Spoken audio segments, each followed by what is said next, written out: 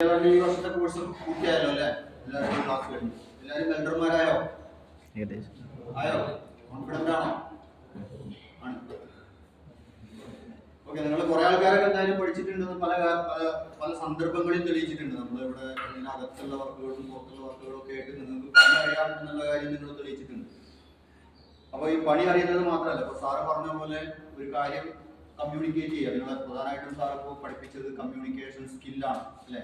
നിങ്ങളുടെ welding skill കൂടാതെ നമുക്ക് കുറവുണ്ട് എന്ന് കരുതുന്ന ഒരു ഏരിയയിൽ കുറച്ച് കാര്യങ്ങൾ സാർ പറഞ്ഞു.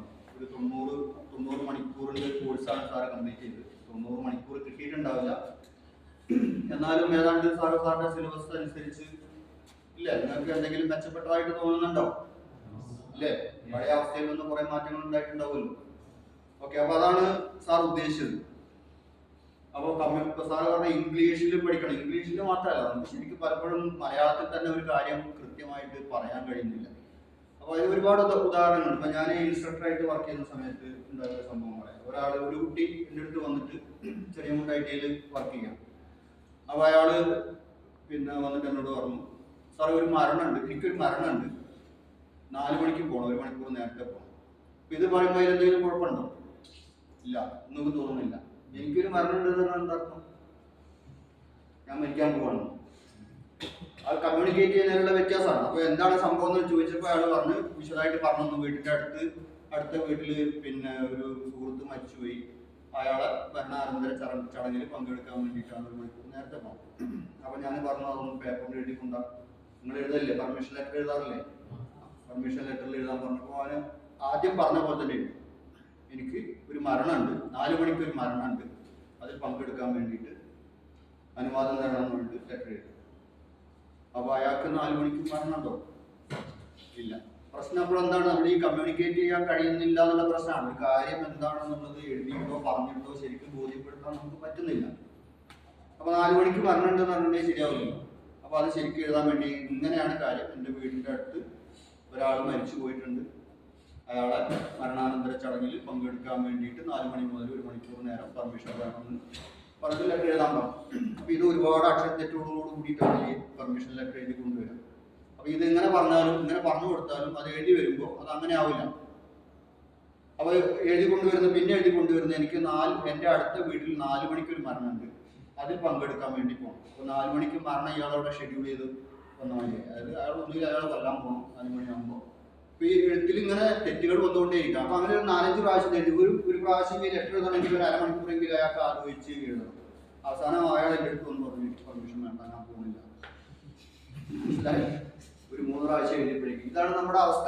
ഇത് അയാളുടെ മാത്രം അവസ്ഥയല്ല, ഇതുപോലുള്ള ഒരുപാട് കേസുകൾ വരാറുണ്ട്. കേസുകൾ പറഞ്ഞാൽ ഇതാണ് 12 വർഷം നമ്മുടെ അക്ഷരാഭ്യാസം നടത്തിയിട്ട് നമുക്ക് എഴുതാനും വായിക്കാനും ഒന്നും കൃത്യമായിട്ട് അറിഞ്ഞുകൂടാന്നുള്ളൊരു പ്രശ്നമുണ്ട്. സംസാരിക്കാൻ കഴിയുന്നില്ല. ഒരു കാര്യം വ്യക്തമായിട്ട് ഇപ്പൊ നിങ്ങൾ എല്ലാ ദിവസവും നിങ്ങൾക്ക് ക്ലാസ് എടുക്കുന്നുണ്ട്, നിങ്ങൾ വെൽഡിങ്ങിന്റെ ഒരുപാട് കാര്യങ്ങൾ പഠിച്ചു. ഇതിന്റെ ഏതെങ്കിലും ഒരു കാര്യത്തിനെ പറ്റിയിട്ട് ഇവിടെ വന്ന് സംസാരിക്കുക എന്ന് പറഞ്ഞിട്ടുണ്ടെങ്കിൽ വലിയ ബുദ്ധിമുട്ടാണ്. പല കുട്ടികൾക്കും കഴിയില്ല എന്നുള്ള കാര്യം ഉറപ്പാണ്. പക്ഷെ ആ ഒരു അവസ്ഥയിൽ കുറേയൊക്കെ മാറ്റങ്ങൾ ഇപ്പോൾ സാറ് എടുത്ത ഈ 90 മണിക്കൂർ ക്ലാസ് കൊണ്ട് നിങ്ങൾക്ക് വന്നിട്ടുണ്ടാവുമെന്നാണ് എൻ്റെ വിശ്വാസം. അങ്ങനെ വന്നിട്ടുണ്ടോ? നിങ്ങൾക്ക് സംസാരിക്കാൻ കഴിയുമോ? ഞാൻ സംസാരിക്കണമെന്നില്ല. അപ്പൊ അങ്ങനെ ഒരു മാറ്റം ഉണ്ടാക്കുക എന്നുള്ളതാണ് ഈ സാറ് ഈ ക്ലാസ് കൊണ്ട് ഉദ്ദേശിക്കുന്നത്. അത് ഒരു പരിധി വരെയൊക്കെ നിർവഹിച്ചിട്ടുണ്ട് എന്നാണ് എൻ്റെ ഒരു വിശ്വാസം. അപ്പൊ എല്ലാവർക്കും കിട്ടിയിട്ടുണ്ടാവില്ല.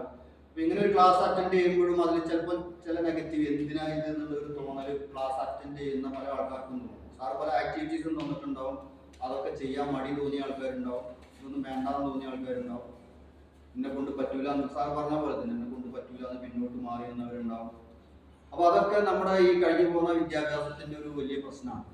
അപ്പൊ ഇത് എനിക്കും ഉണ്ടായിട്ടുണ്ട്. എനിക്കും ഒരു കാര്യം അങ്ങനെ പറയുമ്പോൾ വലിയ പ്രശ്നമുണ്ട്. ഇപ്പൊ ഇത്രയും കാലം ഇത് സംസാരിക്കലേ ചെയ്യും. 10-25 കൊല്ലമായിട്ട് സംസാരിച്ചുകൊണ്ടിരിക്കുന്ന ജോലിയാണ് ഞാൻ ചെയ്തുകൊണ്ടിരിക്കുന്നത്. എന്നിട്ടും എനിക്ക് പ്രശ്നമുണ്ട്. സംസാരിക്കുമ്പോൾ ഞാൻ മനസ്സിൽ ഉദ്ദേശിക്കുന്ന കാര്യങ്ങൾ മുഴുവനായിട്ടും പലപ്പോഴും പ്രസന്റ് ചെയ്യാൻ കഴിയാറില്ല. അപ്പൊ അങ്ങനെയുള്ള അതൊരു കഴിവാണ്. അങ്ങനെ പ്രസന്റ് ചെയ്യാൻ പറ്റുക എന്നുള്ളത് ഒരു കഴിവാണ്. അതിനപ്പുറം അത്രയ്ക്കൊന്നും ഇല്ലെങ്കിലും കുറെ കാര്യങ്ങളൊക്കെ നമുക്ക് ശ്രമത്തിലൂടെ നമ്മുടെ സ്വന്തം പരിശ്രമത്തിലൂടെ നേടിയെടുക്കാൻ പറ്റും. അപ്പോൾ അങ്ങനെ നിങ്ങൾക്ക് സാധിക്കട്ടെ. നിങ്ങൾ കുറച്ചും കൂടിയൊക്കെ വിപുലമായിട്ട് ഈ മേഖലയിൽ പഠിക്കേണ്ടി വരും. ജീവിതം നമ്മൾ തുടർച്ചയായിട്ടുള്ള പഠനമാണ്, ഒരു കാലത്തോടെ അവസാനിക്കുന്നില്ല. അപ്പോൾ സാറ് പറഞ്ഞ പോലെ ഇപ്പോഴും നിങ്ങളെ പോലുള്ള ആൾക്കാരുടെ കാര്യങ്ങൾ പഠിച്ചുകൊണ്ടിരിക്കുന്നുണ്ട്. പുതിയ കാലത്തുള്ള പല അറിവുകളും ഞങ്ങൾക്കൊന്നുമില്ല. നിങ്ങളൊക്കെ നേടിയിട്ടുള്ള നിങ്ങളുടെ കയ്യിലുള്ള ഒരുപാട് അറിവുകൾ നമ്മുടെ കയ്യിലില്ല. അത് ഓരോ സന്ദർഭത്തിൽ ആവശ്യം വരുന്നതിനനുസരിച്ച് ചോദിച്ച് മനസ്സിലാക്കിയിട്ടൊക്കെ ചെയ്യാം. നിങ്ങൾ ഫോൺ കിട്ടിയാൽ പല കാര്യങ്ങളും ചെയ്യും. ഞങ്ങൾക്ക് അതിൽ പലതും ചെയ്യാനാകുന്നു മുതിർന്നു പോയ ആൾക്കാർ. ഞങ്ങളൊരു ഭാഗ്യം എന്താണെന്ന് വിചാരിച്ചാൽ ഈ ഒന്നും ഇല്ലാത്തൊരു കാലത്തുള്ള ആസ്വാദനം നടത്താൻ പറ്റിയിട്ടുണ്ട്.